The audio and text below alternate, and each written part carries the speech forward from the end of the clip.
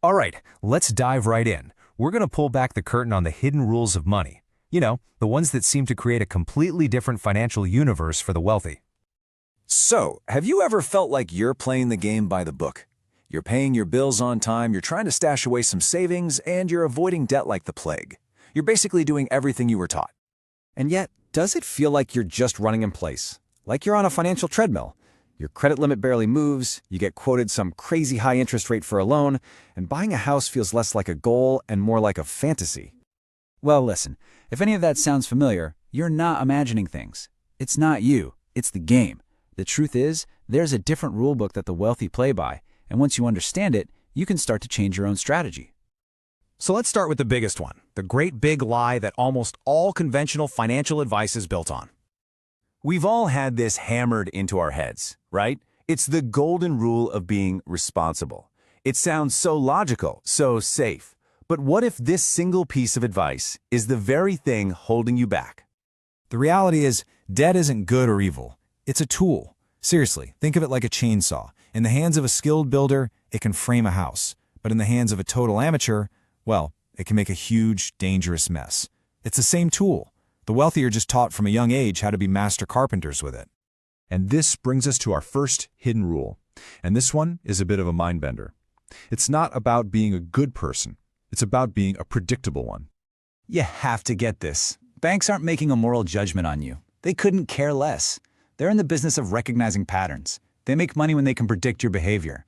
So someone who uses their credit card every month and pays it off on time? To a bank, that's not just a responsible person. It's a beautiful, profitable, repeatable pattern.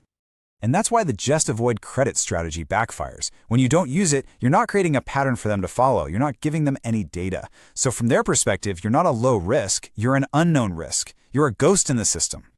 Now let's see what being a ghost costs you in the real world. Check this out. It's the exact same $500,000 house.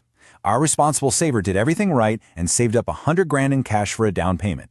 But look at that mortgage rate, 8%. Meanwhile, the wealthy investor uses their other assets as collateral and gets a rate of 4.5%. Now, the monthly payment difference isn't life-shattering, but just look at the total interest paid over the life of the loan. $130,000. That's the difference. That's not just a little extra, it's a huge sum of money. It's not about getting smarter, it's simply the price you pay for not having access to the better rulebook. That is the cost of being invisible. This whole idea of access and predictability flows right into our second rule. And this one is about something that most people are terrified of: leverage. And here's where we hit a massive paradox. For most people, borrowing happens out of desperation, right? The car dies, there's a medical bill. It feels incredibly risky because you're already under pressure. For the wealthy, it's the complete opposite. They borrow when things are going great, when they absolutely don't need the money. Why? Because they're not borrowing to buy stuff. They're borrowing to buy assets that make them more money. The entire risk equation is flipped on its head. So why on earth does a bank see someone taking on massive debt as safe? Well, because they have buffers. They see multiple streams of income, plenty of cash on hand, and other assets to back up the loan. They are a known, predictable entity. That person is seen as a way safer bet than someone with a single salary and no safety net. And that leads us to what might be the most powerful rule of them all. It's not about what you earn. It's about what you can access. Just let that phrase sink in.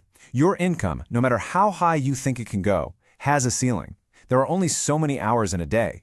But access to credit lines, to capital, to deals, that has no ceiling. In fact, it compounds. The more you get, the easier it is to get even more. Let me tell you a story. Two friends, both start out making $80,000 a year.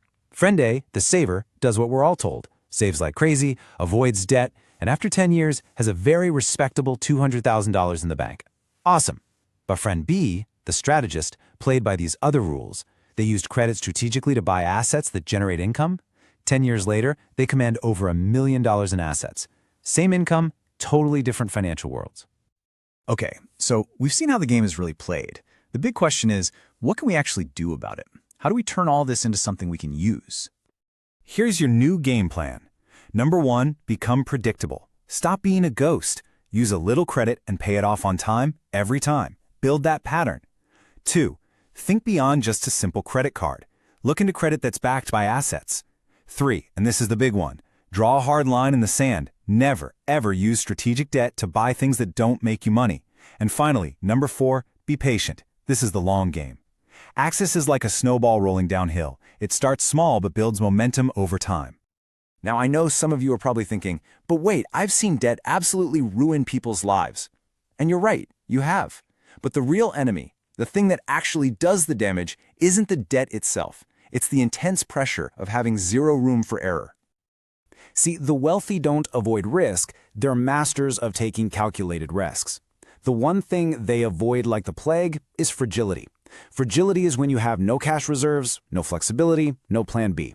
It's when one unlucky break, like a job loss, can bring your whole world crashing down. They build systems to withstand shocks. And that really is the ultimate mindset shift here. If you walk away with just one thing, let it be this. The goal isn't to get to zero debt. The real goal is to become so rich in options that your money finally starts working for you instead of you constantly working for it. That's the game you want to be playing.